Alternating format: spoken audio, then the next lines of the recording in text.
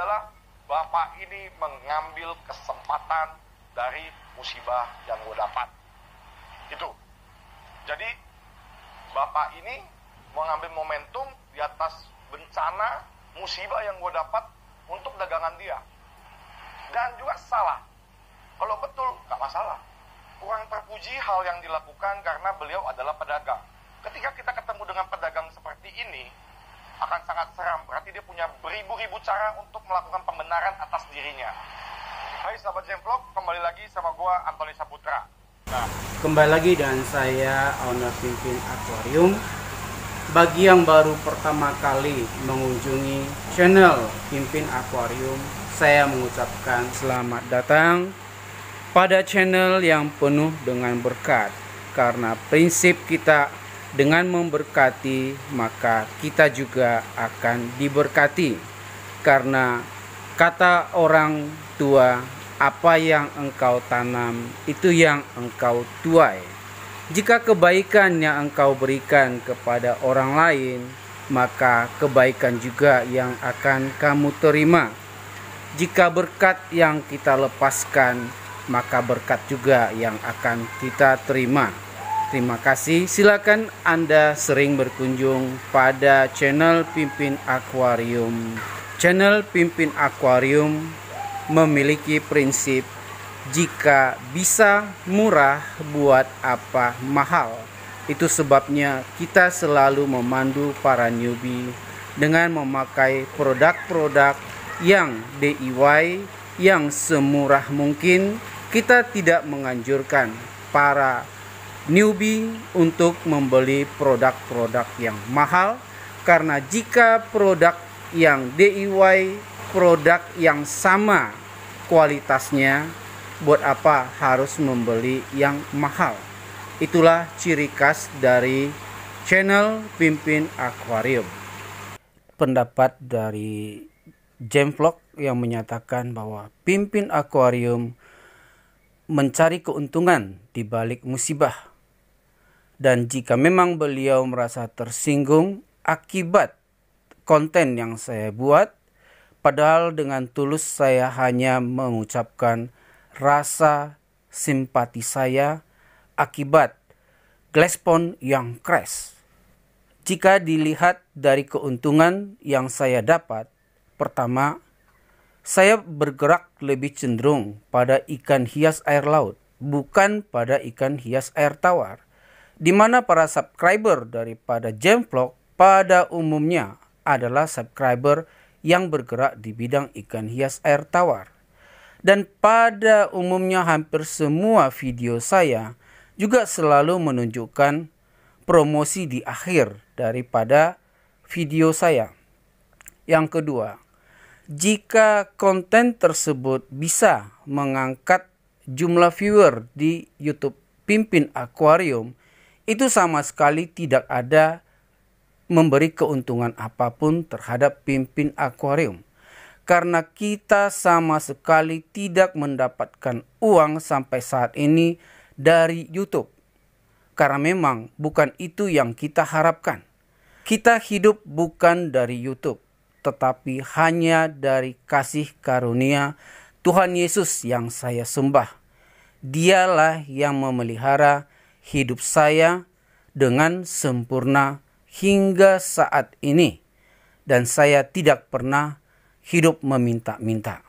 Saya mengucapkan banyak terima kasih kepada saudara Antoni Saputra yang sudah berkenan mengangkat konten tentang saya di Jemvlog.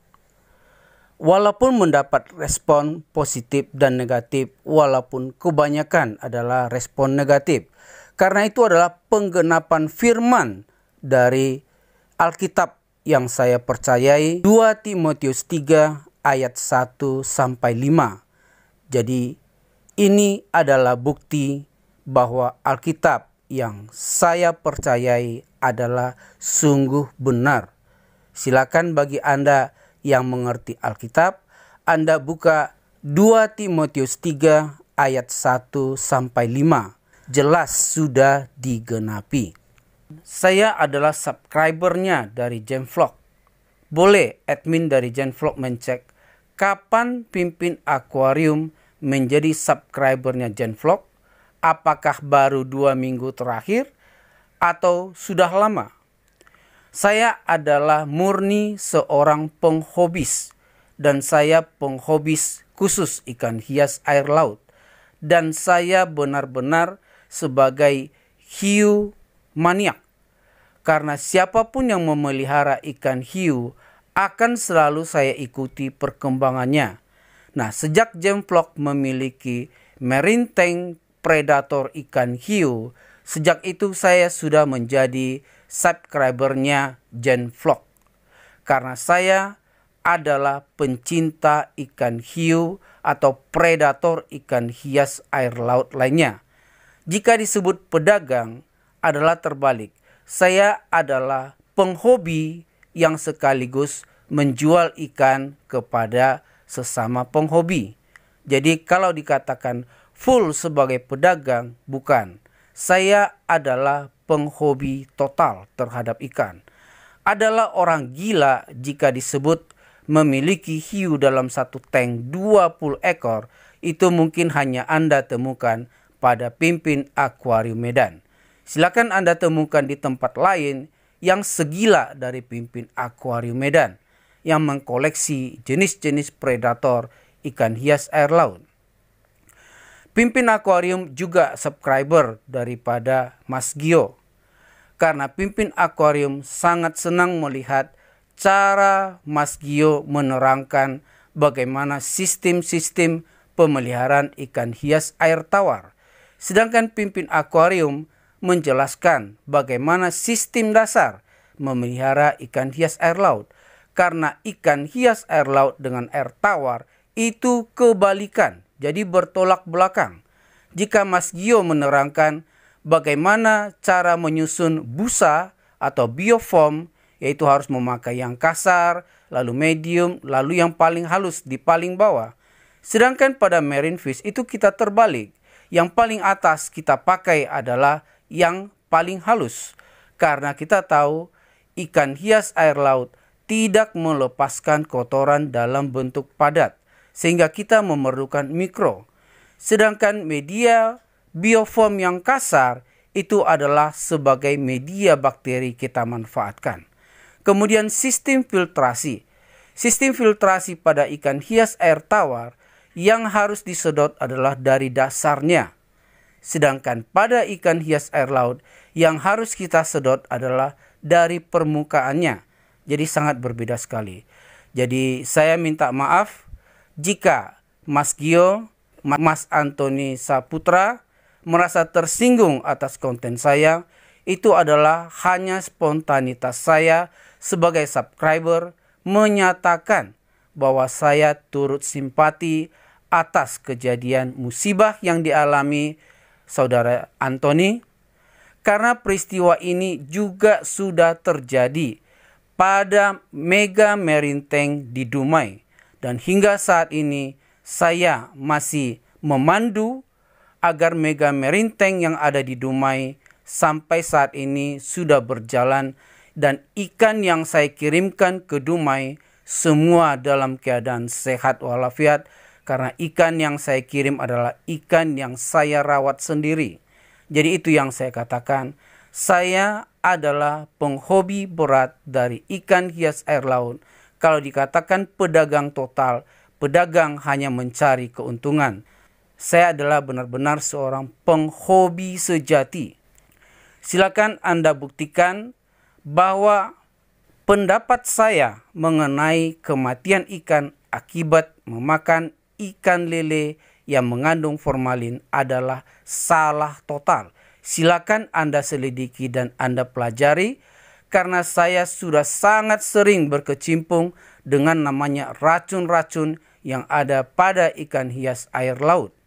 Dan saya sendiri sudah menyatakan pada video yang pertama, saya sudah memelihara ikan hiu berpuluh-puluh tahun lamanya. Dan selama ini ikan yang saya berikan sebagai pakan adalah ikan yang saya beli dari pajak. Sejak tahun 2000-an, pemakaian formalin masih bebas di pasaran. Dan saya yakin ikan yang saya beli dari pajak mengandung formalin, tetapi tidak pernah membunuh ikan saya. Dan ikan hias air laut pada umumnya ditangkap dengan melakukan racun ikan, yaitu potasium sianida. Dan ikan itu benar-benar dicocoki dengan racun yang paling bahaya. Tetapi ikan ini bisa hidup dan beredar banyak di pasaran. Mengapa ikan ini bisa hidup? Padahal yang diberikan adalah racun yang paling tepat untuk membunuh ikan. Karena saya sendiri sudah mengalami ikan saya diracun dengan racun tikus. Anda bisa lihat pada konten saya yang lama. Tetapi ikan saya semua survive. Mengapa itu bisa survive? Silakan Anda ikuti. Video ini akan kita sambung, akan kita bahas mengapa ikan jika diberi pakan yang mengandung formalin, ikan pada umumnya tidak akan mengalami kematian massal. Silakan Anda nantikan video-video berikut mengenai penyebab kematian massal dari ikan kesayangan Anda. Terima kasih Anda sudah mengikuti channel Pimpin Akuarium Medan.